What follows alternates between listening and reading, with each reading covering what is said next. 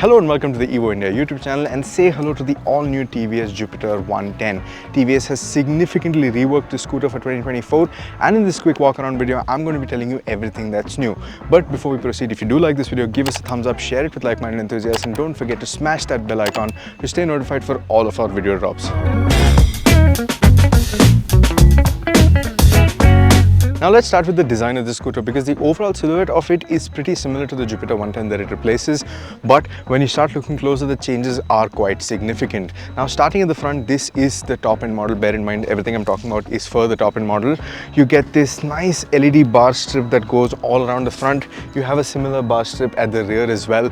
The indicators are built into this bar strip. Apart from that, you have this nice LED headlight. It's got two beams, and everywhere that you'd expect to see chrome, you now have a nice piano gloss black finish. I really quite the effect that has on the overall design of the scooter. What do you think about it? Let me know in the comment section down below. Now talking again of the design of the overall scooter, as you can see, they have nice flowing lines now. It's not boxes put together.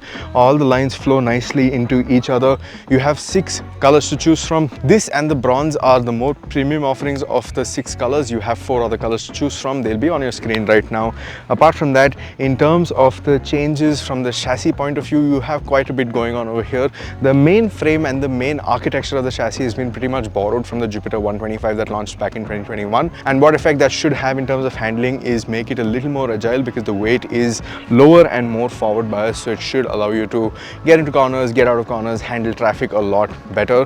How that handles is something we'll find out when we do ride the scooter. Like I said, now the chassis has been lifted off of the Jupiter 125, so to that end you get the fuel tank in the floorboard here, which means filling fuel is done through this cavity over here. And if I open the seat, again you have space for 2 helmets. You have a 30-liter storage compartment over here. Now you can't fit a full face helmet, but 2 half-face helmets should not be a problem whatsoever. Coming back, you have more cubby holes here. You have a place to charge your phone. You have a USB slot right here as well.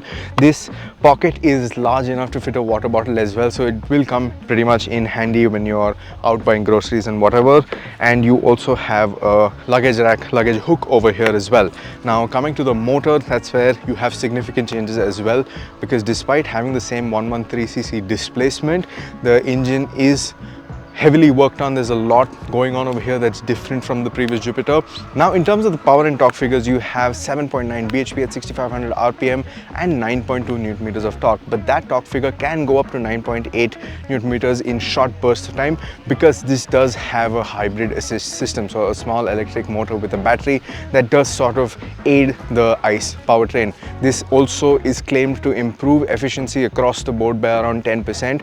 The boost feature, it works when the battery is fully charged. It will show you an indicator on the screen, and you have to roll on the throttle at that time, and you should get a little more performance. Now whether or not that performance gains is perceivable or not is something we will find out when we do ride the bike. And speaking of knowing when the boost is active, you also have a new fully digital instrument cluster. Now this shows you all your information that you're used to. You have your speed, your fuel readout, your instantaneous fuel economy, your average fuel economy, all of that. And the Bluetooth variants, which is the top end variant, of course the Smart Connect variant, you also get turn-by-turn navigation and all the other smartphone based features right here on the screen. It's crisp to look at, it works well under the sunlight as well, and that's about it on the features front of things. Like in typical TVS fashion and all the other SmartX Connect scooters that we've seen, you also have a voice activation feature where you can use voice commands if you're paired through your intercom set to sort of run through some of the functionality that the connectivity features have to offer. Now coming back to the chassis, like I said, again Jupiter 125, so to that end you have 12-inch wheels on both ends. This tips the scales at around 105 kilos, so that's pretty similar to the model it replaces, but it does have a little more power and torque, so it might just be a little more peppy. In terms of handling, again we've been promised that this, like the Jupiter 125, will be very agile, very stable, and very confidence inspiring, something that anyone in the family can ride comfortably. Again, all these claims will be tested and verified in our first ride review, so stay tuned for that. You're seeing this video today on the 23rd. By 24th 12 p.m. our first ride review will also be live, so stay tuned for that. But in the meantime, what do you think about the TVS Jupiter 110? Let us know in the comment section down below, and as always, thank you for watching.